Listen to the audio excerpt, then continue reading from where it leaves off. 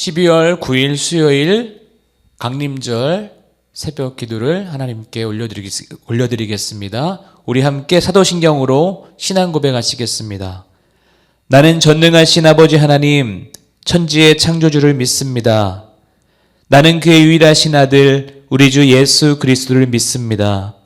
그는 성령으로 잉태되어 동정녀 마리아에게서 나시고 본디오 빌라도에게 고난을 받아 십자가에 못 박혀 죽으시고 장사된 지 사흘 만에 죽은 자 가운데서 다시 살아나셨으며 하늘에 오르시어 전능하신 아버지 하나님 우편에 앉아 계시다가 거기로부터 살아있는 자와 죽은 자를 심판하러 오십니다. 나는 성령을 믿으며 거룩한 공교회와 성도의 교제와 죄를 용서받는 것과 몸의 부활과 영생을 믿습니다. 아멘. 오늘 우리에게 주신 하나님 말씀은 요한계시록 5장 11절과 12절 말씀입니다. 요한계시록 5장 11절과 12절 말씀, 제가 말씀을 봉독해 올리겠습니다. 내가 또 보고 들음에 보좌와 생물들과 장로들을 둘러선 많은 천사의 음성이 있으니 그 수가 만만이요 천천이라. 큰 음성으로 이르되 죽임을 당하신 어린 양은 능력과 부와 지혜와 힘과 존귀와 영광과 찬송을 받으시기에 합당하도다 하더라. 세번역 성경으로 읽어드리겠습니다. 나는 또 그 보좌와 생물들과 장로들을 둘러선 많은 천사를 보고 그들의 음성도 들었습니다. 그들의 수는 수천 수만이었습니다.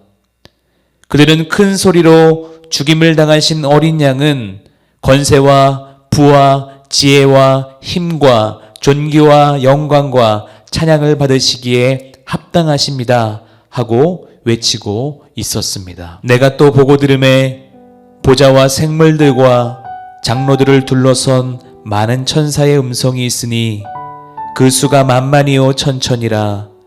큰 음성으로 이르되 죽임을 당하신 어린 양은 능력과 부와 지혜와 힘과 존귀와 영광과 찬송을 받으시기에 합당하도다 하더라. 나는 또 그 보좌와 생물들과 장로들을 둘러선 많은 천사를 보고 그들의 음성도 들었습니다. 그들의 수는 수천 수만이었습니다.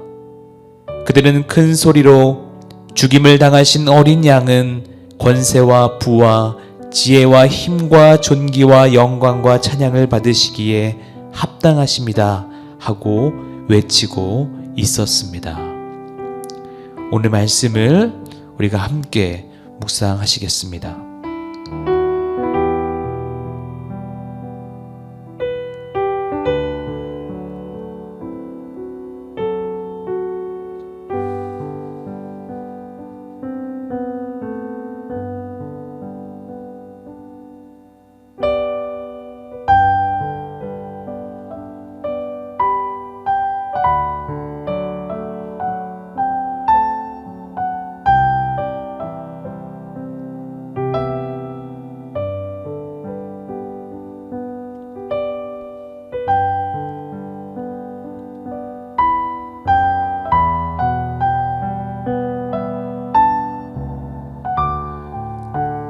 이 시간 묵상집을 함께 나누도록 하겠습니다. 요한은 이제 본격적으로 그가 본 환상을 파노라마처럼 펼쳐 보여줍니다. 먼저 하나님의 영광을 찬양하는 하늘의 장엄한 예배 광경이 펼쳐지지요. 하나님을 보자 하는 네 생물들과 흰옷을 입은 24 장로들이 만물을 지으신 창조주 하나님의 영광을 소리 높여 찬양합니다. 그 후에는 세상 모든 민족을 구원하여 하나님에게 드릴 분을 찬양합니다. 그가 누굴까요? 하나님의 뜻을 받들어 온 세상 모든 사람을 구원하시는 분이 누구입니까? 그렇지요. 바로 예수님입니다. 예수님은 하나님의 뜻이 담긴 두루마리의 봉인을 떼고 하나님의 역사를 이루실 분입니다. 영원토록 찬양과 존귀와 영광과 권능을 받으시기에 마땅한 분입니다. 그런데 하늘과 땅 위와 땅 아래와 바다에 있는 피조물과 그들 가운데 있는 만물이 찬양할 분, 그분의 이름은 무엇일까요? 그 이름은 어린 양입니다. 요한계시록은 예수님을 특별히 어린 양이라고 부릅니다. 어린 양이라는 단어가 계시록에 28번이나 나올 정도로 강조하지요. 그런데 요한은 왜 이스라엘의 희망, 이 세상의 구원을 가져오는 분을 어린 양이라 부를까요? 어린 양이 어떻게 구원이요 희망의 상징이 될 수 있을까요? 요한계시록에는 사탄의 상징도 나옵니다. 바다에서 올라온 무시무시한 괴물과 땅 위에서 나타난 요물이지요. 그 포악하고 무시무시한 신화적인 괴물에 맞설 상징이 있다면 최소 용맹한 사자 혹은 사나운 독수리쯤 되어야 하지 않을까요? 어린 양은 무력함의 상징 아닙니까?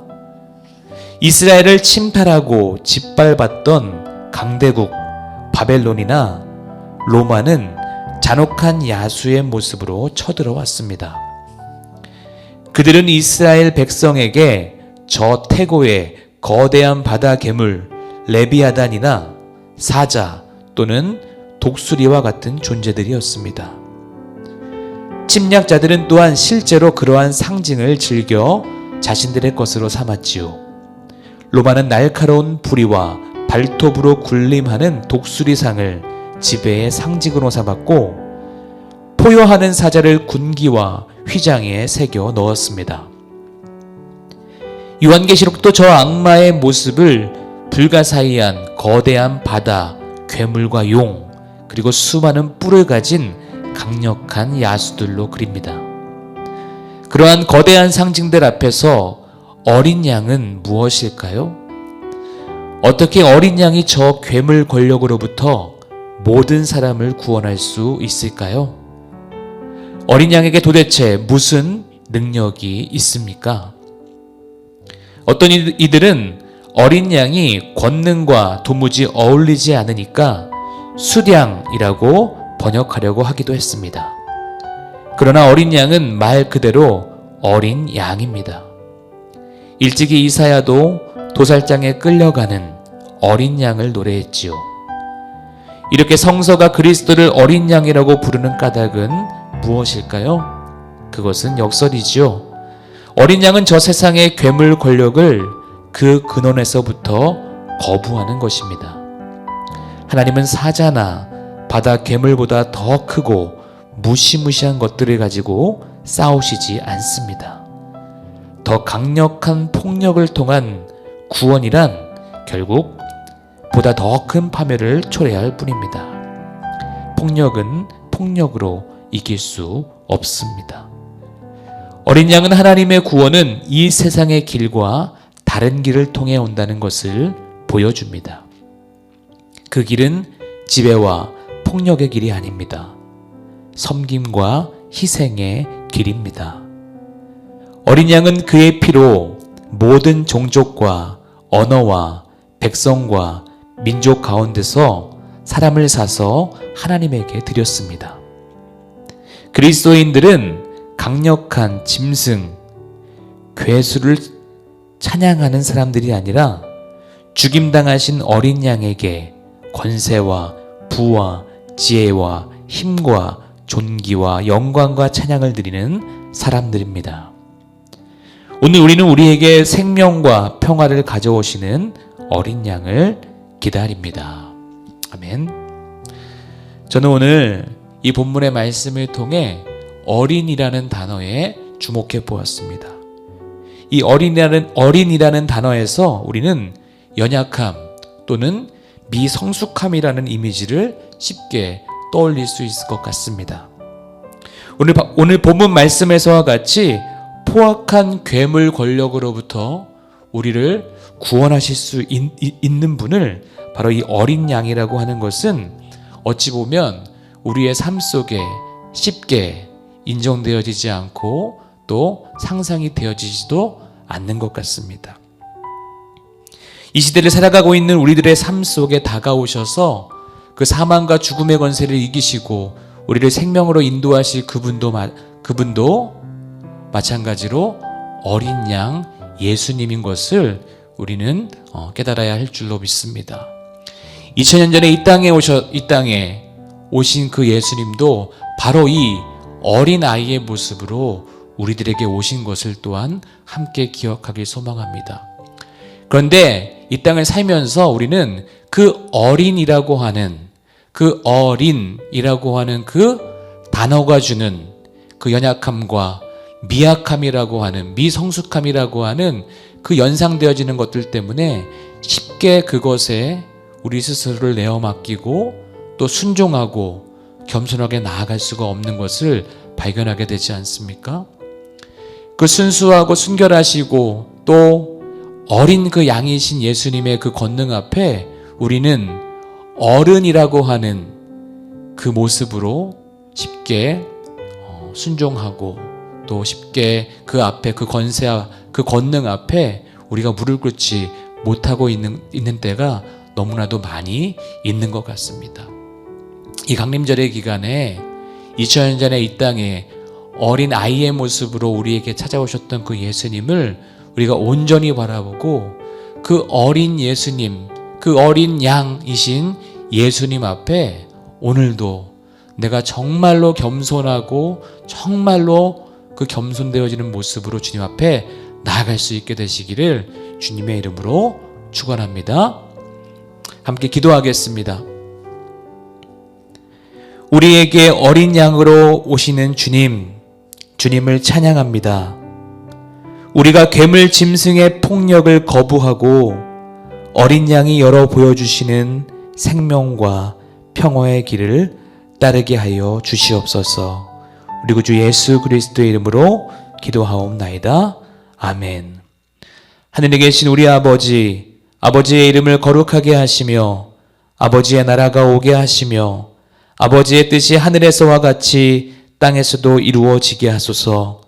오늘 우리에게 일용할 양식을 주시고 우리가 우리에게 잘못한 사람을 용서하여 준 것 같이 우리 죄를 용서하여 주시고 우리를 시험에 빠지지 않게 하시고 악에서 구하소서. 나라와 권능과 영광이 영원히 아버지의 것입니다. 아멘.